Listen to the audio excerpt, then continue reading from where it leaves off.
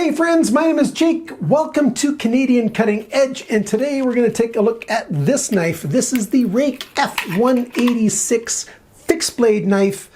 D2 steel, comes in 3 colorways, and this is the cool looking colorway. Of course, you're going to see it close up in just a minute. I'm doing this one in 4K. It seems like a new updated driver for my video card has made it now possible to edit 4K and render 4K in a reasonable amount of time. Well, we'll see. And yeah, can you please do me a favor? Please leave a comment. Tell me why you clicked on this video. I'm very curious. Was it the really nice thumbnail? Was it just because you like fixed blades? Was it the brand name that you like? Just leave me a comment and help me out. And there we go.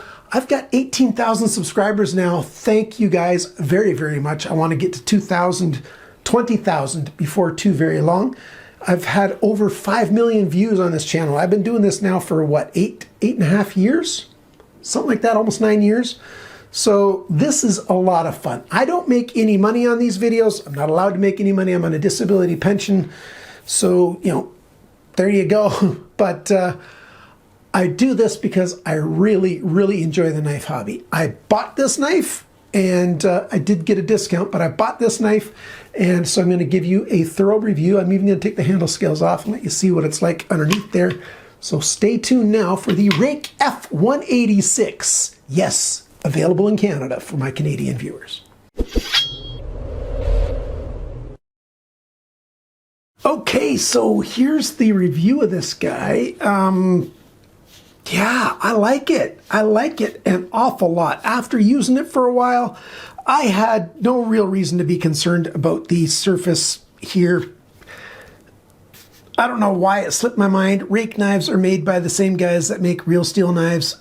Same company, same factory, same quality control, same standards. Yeah, so, you know, Ruike Knives is owned by, what is it, Phoenix? The guys that make flashlights, Phoenix. This is nicely done. I really, really like this. The surface has held up very well. It's a little bit dirtier now, but there's a little bit of, not on this side. So this side, maybe. It's hard to find. I thought I saw a little bit of extra wear on this one side. You know, I've cut through cardboard. I've cut some spruce. I've even done some batoning. Of course, I've cut paper. I've cut plastic. I've cut cordage. I've cut all kinds of stuff with this knife, as I do in all my testing. And this thing was super sharp from the factory. Around 80 bests. I'll go through all the measurements later on. Anything under 200 on a best tester is, you know, said to be really good, or good at least. But 80, yeah, that was tested multiple times on multiple spots in this knife, and that's the average. It's just well done. Grind angles consistent on both sides. I don't understand how that happened. I think I said when I recorded the other part a week or so ago that this hit a staple. I don't think so.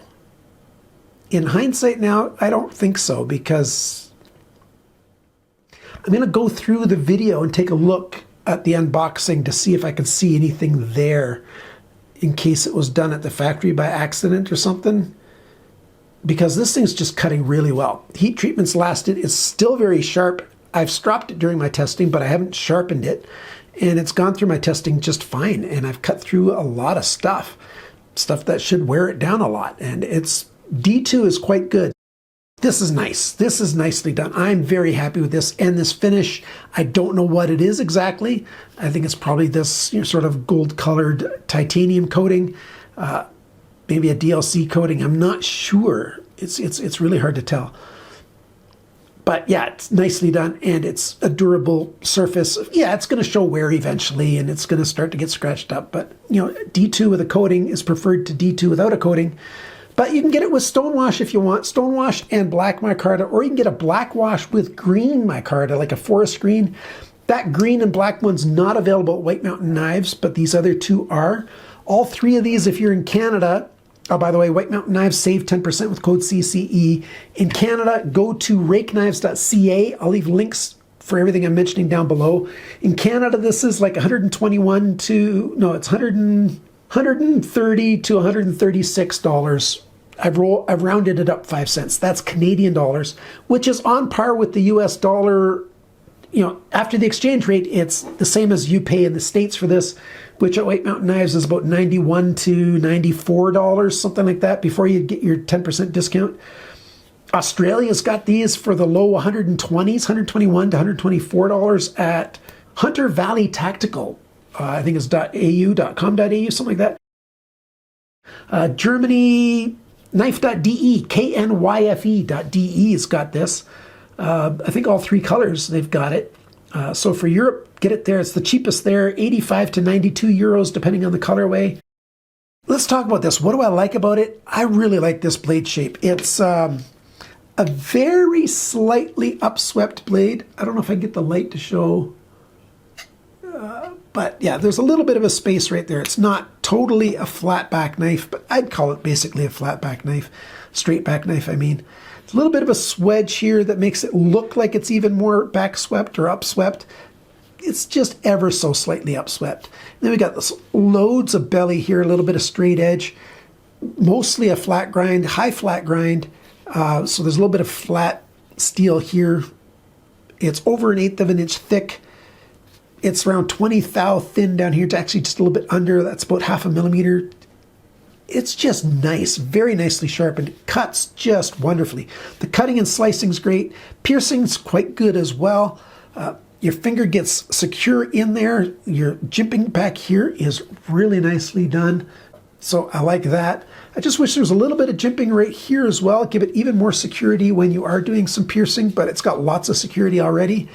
There is some jimping back here for, you know, however you want to grip it, a reverse grip or something. I don't know, but this jimping, it's nice. Focus right up here. Yeah, this jimping's nice. I just wish it was also up there. Other than that, the handle shape's really nicely done. Very comfortable with that angle change here.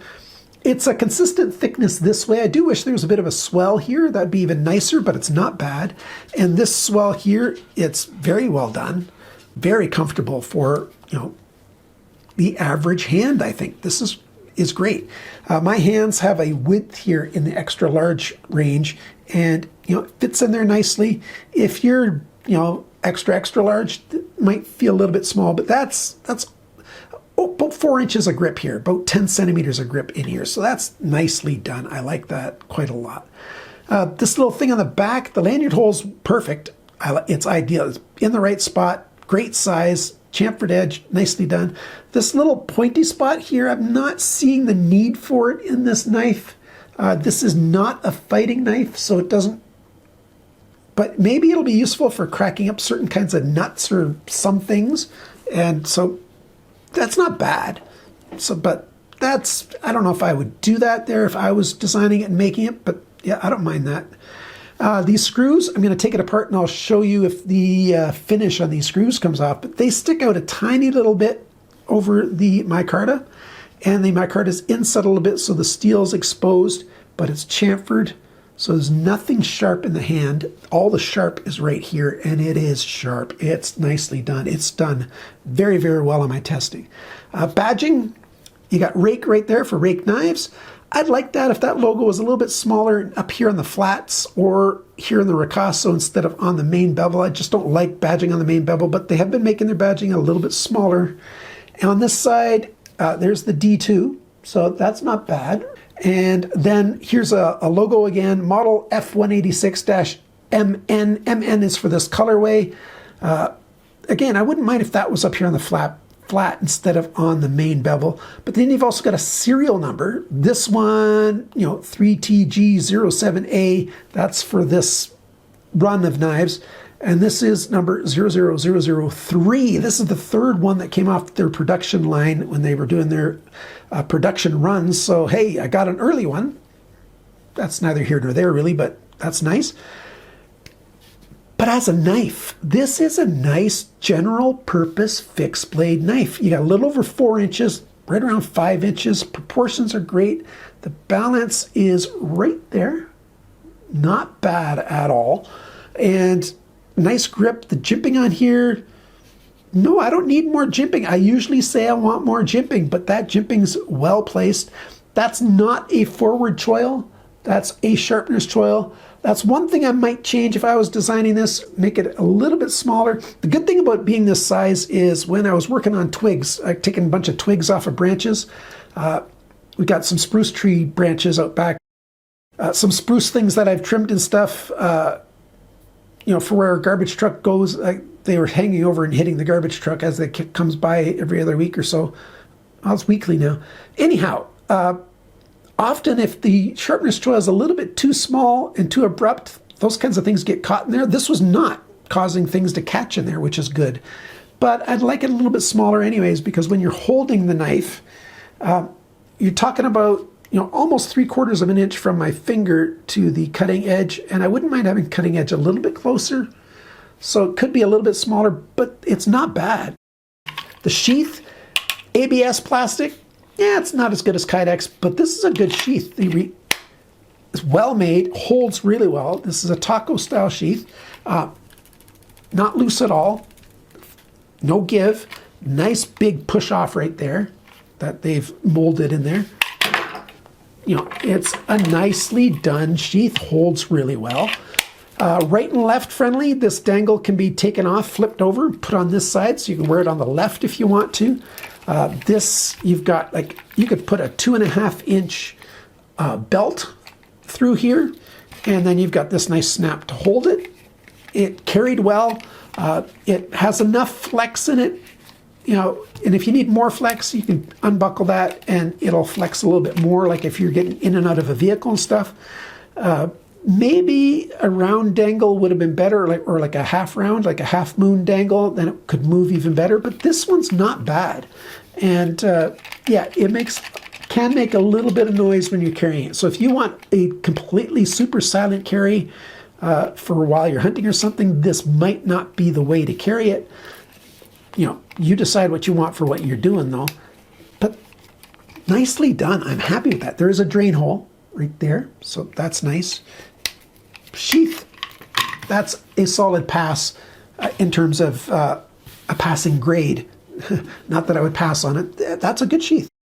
Measurements. Let's do the measurements and then I'll try taking this apart. The weight of this knife is 148 grams, 5.22 ounces. The sheath is 71 grams, 2.5 ounces. Together, this is 219 grams, 7.72 ounces.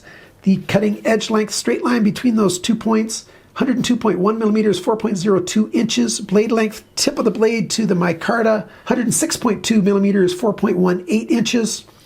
The thickness of the steel with this coating, 3.57 millimeters, 0.1405 of an inch. Like I said, just over 1/8 of an inch, a little bit over 1/8 of an inch. Blade depth is biggest right here, 32.9 millimeters, 1.29 inches. Thickness behind the edge grind, so the main bevel, and then you've got your sharpening grind. That thickest spot right there on the sharpening grind, 0.49 millimeters, 19.5 thousandths of an inch. That's the average thickness along the length. The sharpness, 80 best, like I talked about before. The handle length, so from the micarta to the end of the steel right here, 125.2 millimeters, 4.93 inches. So yeah, 5 inches, just under. The thickness of the handle, not counting the screws because they stick out a little bit extra, 15.1 millimeters, 0.595 of an inch, so 0.6 of an inch. That's nice. When I wear my gloves outside, you know, because it's still winter here, it was comfortable. If it was a little bit thicker, you know, maybe that'd be okay, especially if just a swell in here, not all the way along, just in the middle. That'd be nice. I don't want it any thinner than this for this kind of fixed blade knife. This is nice. The handle depth within the grip area, the widest point for this is right here, 28.3 millimeters, 1.11 inches. And the grip for the hand, it's right at just shy of 10 centimeters, 100 millimeters, just shy of that, 4 inches, just barely shy of 4 inches, unless you count this section, you know, back here, then it's over 4 inches and over 10 centimeters. Total length of this knife, right at 231 millimeters, 9.1 inches. That's a nice knife. It cut really well in my testing. I especially like this cutout right here when I was simulating doing some skinning. So for a hunting knife, this is not bad because that cutout really helps with that. So if you're wanting to do that and still get a good grip. And for that same reason, I wouldn't mind if there's that jimping here, because your finger here can grip it a little bit better. Your index finger's probably up there, but this finger might, you know, it just would help a little bit. Or you might grip it like this. I don't know. What depends on what point you're working on, right? But nice. It's a good weight, good size, good proportions, good styling, good handle. You know, the micarta is nice and grippy. I'm liking this thing. It's fully ambidextrous and all that stuff. Decent sheath. Yeah, it's ABS and not technically Kydex. Still good for the price. And I'm liking this. So let's take this thing apart a little bit. Okay, these are T8. If I was to make a change, I'd probably put T10 in there, make it just a little bit bigger. But let's see how that comes out. That's nicely done. This is the very first time I'm taking this apart. There's no thread locker in there. So that's nice. Yeah, they feel just a little bit bigger than a T8. I do have a T9 here, and a T9 is just a little bit too big. So it's not a T9, but you know, they're not perfectly a T8 either. So I can see in there already. Hopefully it'll focus on my hand now. There we go. It's focused now. You can see that D-shaped pin. The D-shape's on the inside. That's why it didn't spin along. Let's see if we can lift this off. Let me see. Maybe if I push this pin in. I'll just push these pins in. There we go. That's all it takes, and then it's not risky anymore. So yeah, there's the micarta. There's the steel. Yeah, there's weight reduction in there. Oh, they were thinking at one point of doing 3 pins, because there's another spot for a pin right there that they didn't use. So you can see what they were doing. A little bit of oil on there. And I know somebody's going to say, oh, you cut this, they cut that out, now it's weaker. Is it weaker? Yeah, technically it's weaker than if it was solid, but is it weaker enough to be concerned about it? No.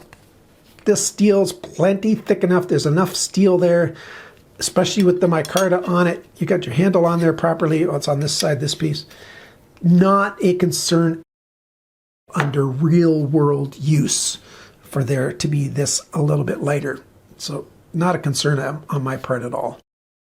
Nicely done. So let's put this back together again real quick. Okay, I cut out most of that, but I'm just tightening it up now. Yeah, I'm putting them in on the opposite side just to show that they can be. And yeah, there's no visible wear on the finish on there. That's a good sign, because if you've got a cheap finish, which is probably the same finish as this stuff, usually torque screwdrivers, they'll start chewing that up. Most knives that I take apart that have a coating on the screws, you can see shiny steel underneath there right away after one time taking the knife apart and putting it together. But you can't see that here because that's a nice durable finish. Very happy with that. I like this. I like this a lot. If you're looking for a fixed blade, you're around 4 inches of cutting edge, a little over, and you know, around 5 inches of handle. If you're looking for a fixed blade and you don't mind D2 and ABS, yeah, decent. I'm happy with this purchase. And yes, I did purchase this knife myself. So there you go. Thanks for watching my video. Check out my links down below. And remember, friends, always cut towards your chum, not your thumb.